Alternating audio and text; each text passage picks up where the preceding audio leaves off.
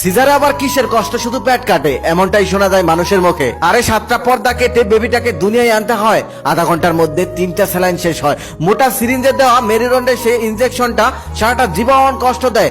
যখন অবসর ম্যাটটা চলে যায় তখন গলা কাটা মুরগির মতো ছটফট করতে হয়, আপনজন ছেড়ে পোস্ট অপারেটিভ রুমে থাকতে হয়। এক একটা মিনিট যেন এক একটা ঘন্টার সমান, সময় যেন যায় না। প্রিয় মানুষদের মুখখানি দেখার জন্য ছটফট করা, ঘন্টার পর ঘন্টা কাটা জায়গায় কি যে ব্যথা বলার মতো না।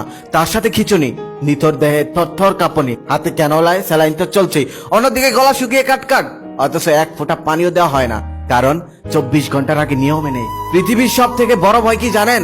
মৃত্যুর ভয়। তেলাপোকা দেখে ভয় পাওয়া মেয়েটি যখন অপারেশন থিয়েটারে যায় তখন সে মৃত্যুর ভয়টাই পায়। সে ভাবে আজকে আমার জীবনের শেষ দিন। তারপরে সে কান্নাকাটি করে আল্লাহর কাছে এই দোয়াটাই করে, আল্লাহ আমার যাই হোক না কেন, তবে আমার সন্তানটা যেন ভালো থাকে।